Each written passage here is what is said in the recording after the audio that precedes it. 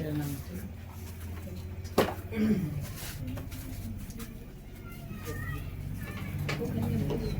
शुरू करते हैं। तो चैप्टर का नाम है पोषण। क्या नाम है? पोषण। ठीक है, हल्ला नहीं करना, हम समझा देंगे पूरा, ठीक है, उसके बाद बोलेंगे। मेरा फोटो बढ़िया लग रहा है। हाँ।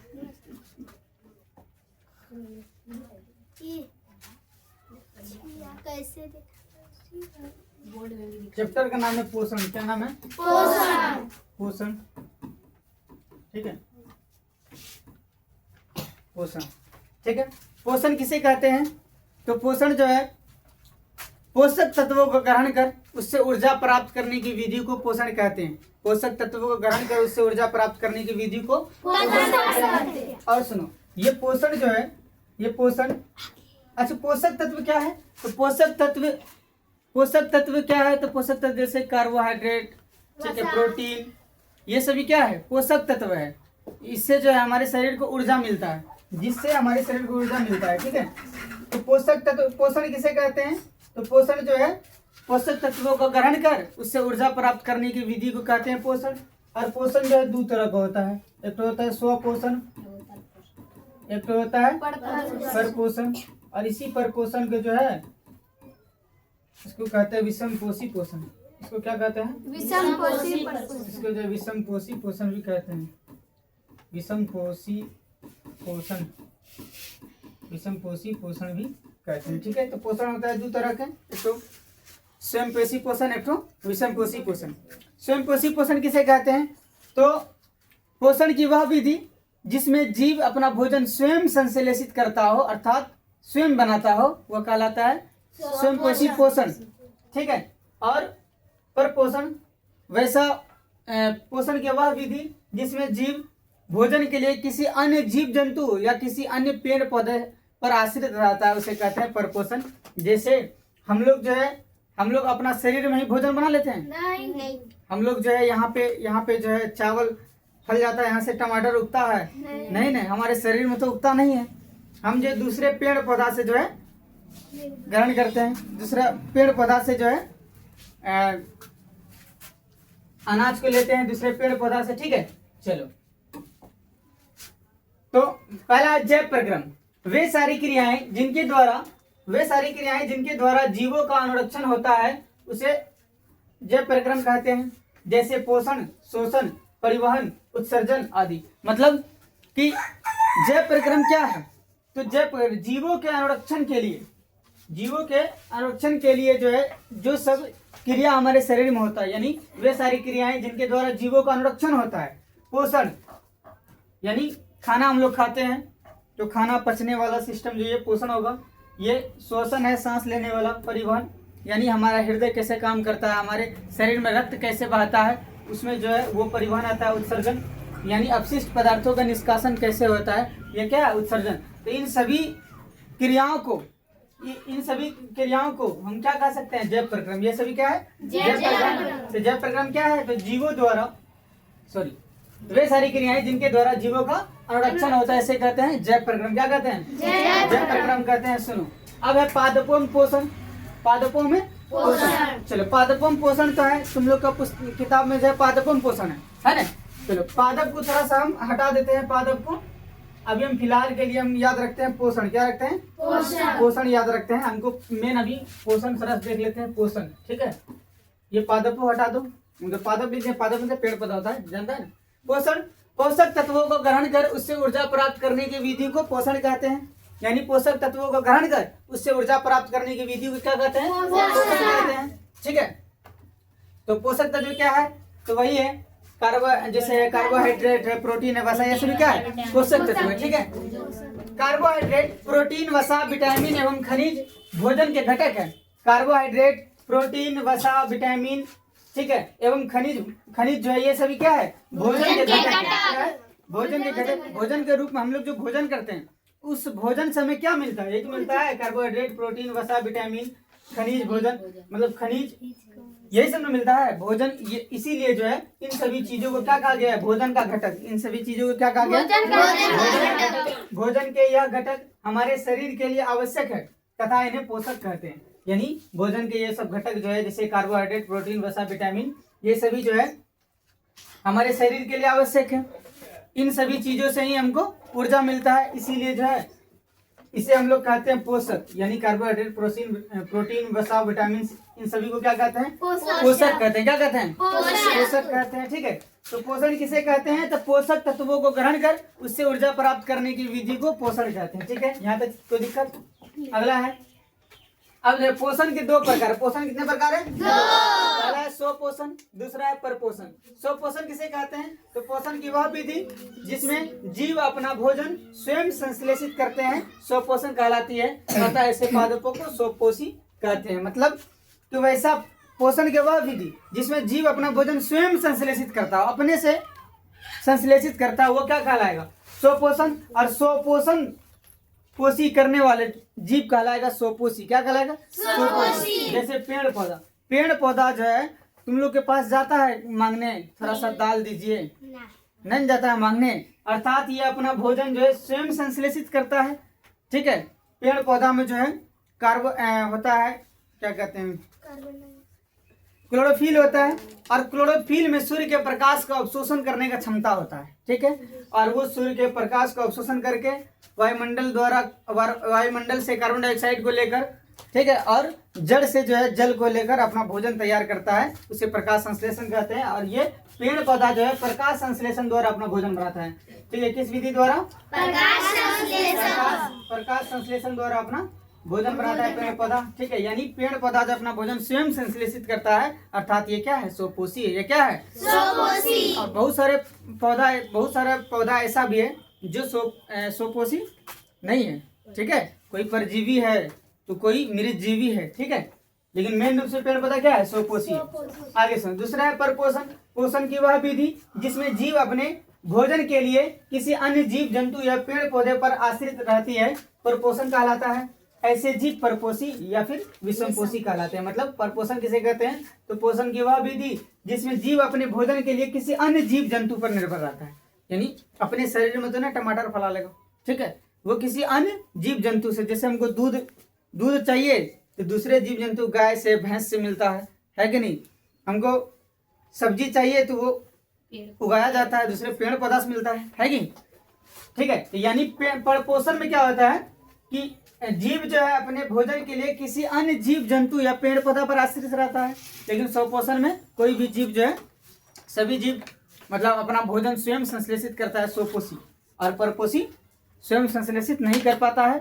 ठीक है, किसी अन्य दूसरे जीव जंतु पर निर्भर रहता है। ठीक है, आगे सुनो, अगला है परपोषण। मुख्य रूप से 3 प्रकार के होते हैं। परपोषण कितने प्रकार के होते हैं? 3। पहला है मृतजीवी पोषण। क्या है? मृतजीवी पोषण। इस प्रकार के पोषण में जीव मृत जंतुओं और पौधों के शरीर से अपना भोजन अपने शरीर की सतह से घुलित कार्बनिक पदार्थों के रूप में अवशोषित करते हैं। मतलब मृतजीवी पोषण क्या है? इस प्रकार के पोषण में जीव मृत जंतुओं और पौधों के शरीर से अपना भोजन अपने शरीर के सतह द्वारा अवशोषित करता है। मतलब कि ये मृतजीवी पोषण करने वाले जीव जो है मृत जंतु से या फिर सड़े गले अवशेषों से जो अपना शरीर की सतह से उससे जो है भोजन को ग्रहण करता है, वो कहलाता है मृतजीवी। जैसे में गोबर छत्ता तुम लोग देखा है? जी सर। गोबर छत्ता देखा है? जी सर। गोबर छत्ता, उसको कुकुर मुत्ता भी कहा जाता है। मशरूम। ठीक है, मशरूम। ठीक है, गोबर तोबर पर उगता होगा, देखा होगा, गोबर पे उगता है वो। उसके बाद कवक हो गया। ये कवक और गोबर छत्ता क्या है? मृतजीवी है। क्या है? मृतजीवी। ठीक है, आगे सुनो, ये देखो, यही है मशरूम। ये क्या है? मशरूम। यही मशरूम है। यही क्या है? मशरूम है। ठीक है, गोबर छत्ता दिख रहा कहते हैं। दिखा दिए फोटो, कभी देखा नहीं होगा, देख लो। आगे सुनिए, मृतजीवी अपघटक।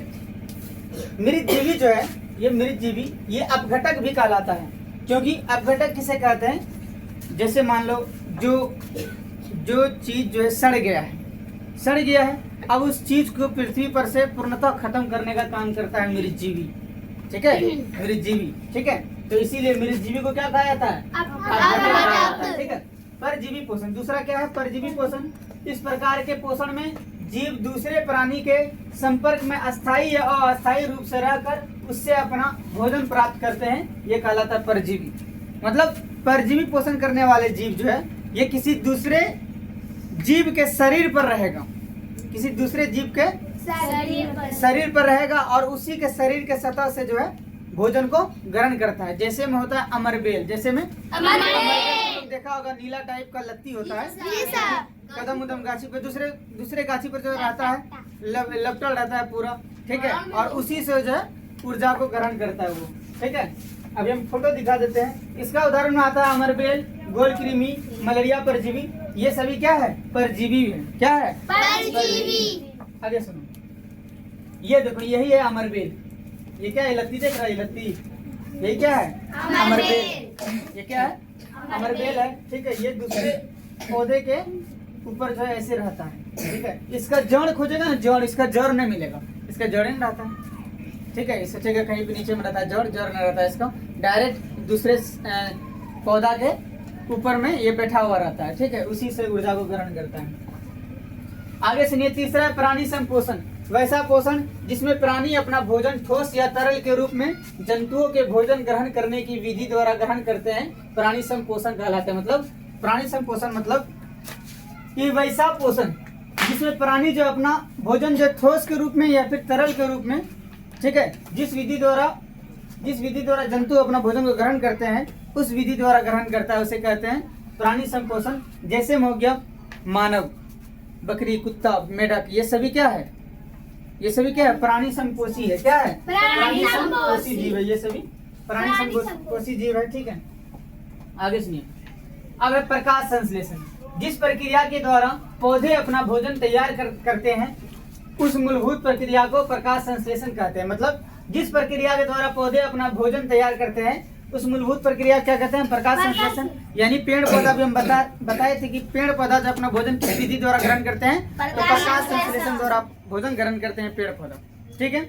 प्रकाश संश्लेषण। अब प्रकाश संश्लेषण के लिए आवश्यक तत्व, यानी प्रकाश संश्लेषण की क्रिया करने के लिए कौन सब चीजों का कौन सब चीजों का आवश्यकता होता है? तो पहला है सूर्य का प्रकाश, ठीक है। पहला क्या है? सूर्य का प्रकाश। दूसरा है क्लोरोफिल, उसके बाद है कार्बन डाइऑक्साइड, क्या है? कार्बन डाइऑक्साइड, और जल एवं खनिज लवण, ठीक है। और ये सूर्य का प्रकाश तो सूर्य से ग्रहण करता है, किससे करता है? सूर्य से। क्लोरोफिल पत्ती में रहता है, क्लोरोफिल कहाँ पर रहता है? कार्बन डाइऑक्साइड वायुमंडल से, कार्बन डाइऑक्साइड कहाँ से लेता है? और जड़ द्वारा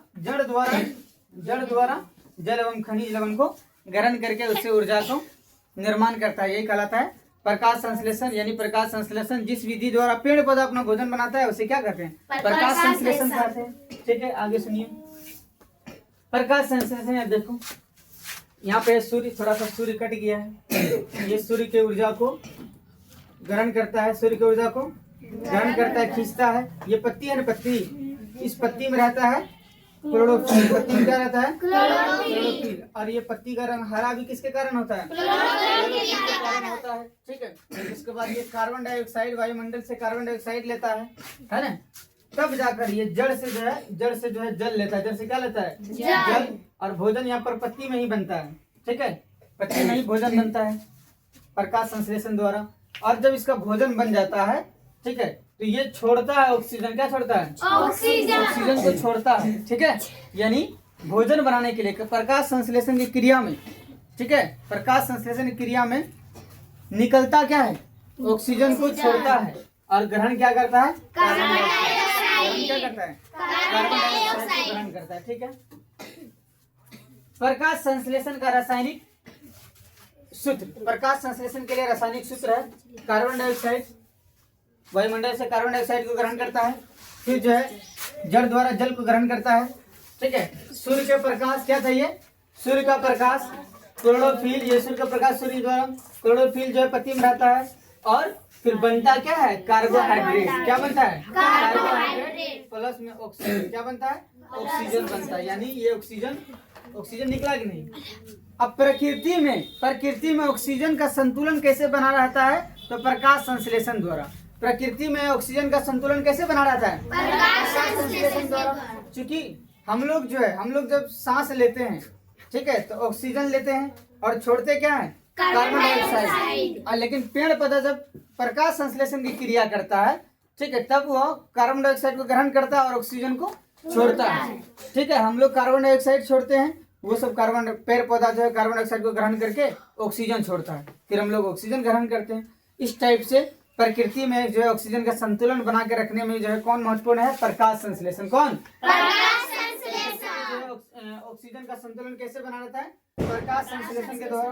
अब यहाँ कार्बन डाइऑक्साइड का सूत्र क्या होता है? CO2। जल का होता है H2O। सूर्य का प्रकाश क्लोरोफिल चाहिए ही। उसके बाद ये C6H12O6 बना क्या? ग्लूकोज बना प्लस ऑक्सीजन प्लस ऑक्सीजन बाहर निकला। ठीक है, आगे सुनिए। कुछ छोटी बातें। पत्तियों को प्रकाश संश्लेषण अंग कहते हैं। पत्तियों को प्रकाश संश्लेषी अंग कहते हैं और क्लोरोप्लास्ट को प्रकाश संश्लेषी अंगक कहते हैं। क्लोरोप्लास्ट को प्रकाश संश्लेषी अंगक कहते हैं और क्लोरोफिल को प्रकाश संश्लेषी इकाई कहते हैं। क्लोरोफिल को प्रकाश संश्लेषी इकाई कहते हैं। ठीक है, क्लोरोफिल अणुओं को प्रकाश संश्लेषी इकाई कहते हैं। पत्तियों के सतह पर सूक्ष्म छिद्र पाए जाते हैं जिसे हम रंध्र या स्टोमाटा कहते हैं। मतलब पत्ती यानी पत्ता है ना, तो पत्ता के ऊपर में जो है छोटे छोटे छिद्र सब पाया जाता है, उसे हम लोग कहते हैं रंध्र। क्या कहते हैं? रंध्र कहते हैं। और पौधों में गैसों का आदान प्रदान जो उसी रंध्र के द्वारा होता है। पौधों में गैसों का आदान प्रदान किसके द्वारा होता है?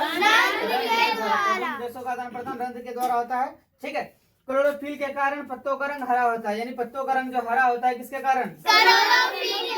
क्लोरोफिल के कारण जो पत्तों का रंग हरा होता है। क्लोरोफिल में सूर्य के प्रकाश को अवशोषित करने की क्षमता होती है, यानी प्रकाश संश्लेषण में सूर्य के प्रकाश को अवशोषित किया जाता है और ये क्लोरोफिल में यह क्षमता है कि वो सूर्य के प्रकाश को अवशोषित कर सके। ठीक है, जिसके कारण जो है पेड़ पौधा प्रकाश संश्लेषण द्वारा भोजन बना सकता है। आगे सुनो। कोशिका। सजीवों का शरीर जिन सूक्ष्म इकाइयों से बना है उसे कोशिका कहते हैं।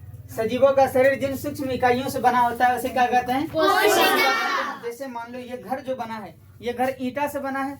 इसका अगर हम पूछेंगे कि इसका इकाई क्या है, ठीक है, इकाई क्या है? ईंटा जो है जुड़ जुड़ के दीवार बना है, फिर वो दीवार मिलके एक तो रूम बना है ना, फिर रूम सब मिलके जो है एक तो घर बना है कि नहीं? उसी प्रकार से ये कोशिका सब मिल के उत्तक बना है, उत्तक सब मिल के अंग बना है, फिर अंग सब मिल के अंग तंत्र बना है और अंग तंत्रों से जो हमारा शरीर बना हुआ है। ठीक है, उसी प्रकार सुनिए।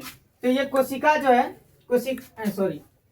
सजीवों का शरीर जो है जिस सूक्ष्म इकाइयों से मिलकर बना होता है उसे हम लोग क्या कहते हैं? कोशिका कहते हैं। क्या कहते हैं? कोशिका कहते हैं। कोशिका एक पतली बाह्य संरचना द्वारा घिरी होती है जिसे कोशिका झिल्ली कहते हैं। मतलब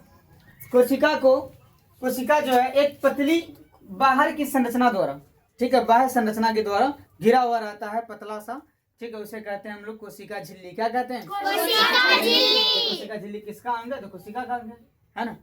कोशिका के केंद्र में स्थित एक सुस्पष्ट संरचना होती है जो केंद्रक कहलाती है। यानी कोशिका के केंद्र में जो है सुस्पष्ट यानी दिखने वाला जो एक संरचना होती है जिसे हम लोग केंद्रक कहते हैं। क्या कहते हैं? केंद्रक। कोशिका के बीचों बीच केंद्र में, ठीक है, केंद्रक होता है ना। कोशिका के भीतर केंद्रक चारों ओर से जेली के समान एक पदार्थ से घिरा होता है जिसे कोशिका द्रव कहते हैं, यानी चिपचिपा टाइप से तरल पदार्थों द्वारा घिरा होता है, उसे हम लोग कहते हैं कोशिका द्रव। क्या कहते हैं? कोशिका द्रव। चलो हम कोशिका का फोटो दिखाते हैं, कोशिका का फोटो दिखा देते हैं। ये कोशिका देखो, ये क्या है? कोशिका है। चलो यहाँ पर हम सब कुछ लिख दिए। जैसे ये वाला भाग जो है ये वाला, ये क्या हुआ? केंद्रक हुआ। क्या हुआ? ये केंद्रक भाग क्या है? केंद्रक। क्या अभी कोशिका झिल्ली दिखाए थे, यानी कोशिका झिल्ली क्या होगा? बाहर से घिरा होगा। कोशिका झिल्ली बाहर से घिरा होगा। ठीक है, यहाँ पे स्पष्ट रूप से नहीं लिखा हुआ, यानी बाहर का झिल्ली क्या होगा? बाहर का झिल्ली कोशिका झिल्ली क्या होगा? कोशिका झिल्ली। ठीक है, यहाँ पर जो कोशिका का सारा अंग के बारे में लिखा गया है, लेकिन तुमको सारा अंग समझना है नहीं, क्योंकि तुम्हारा किताब में सारा अंग नहीं, जब आएगा तब समझेंगे। जितना है उतना ही पढ़ना है। ठीक है, चलिए ये कोशिका है, तो ये वाला भाग क्या है? केंद्रक है। समझे? केंद्र में यहाँ पर जो ये वाला भाग क्या है? केंद्रक। ठीक है, और देखिए केंद्रक जो चारों ओर से घिरा हुआ है ना, ये जो है द्रव पदार्थ है, तो उसको हम लोग कहते हैं कोशिका द्रव। क्या कहते हैं? कोशिका द्रव। ठीक है, चलिए यहाँ तक समझ गए हैं? पूरा समझ गए हैं? तो शेष की चर्चा कल करेंगे।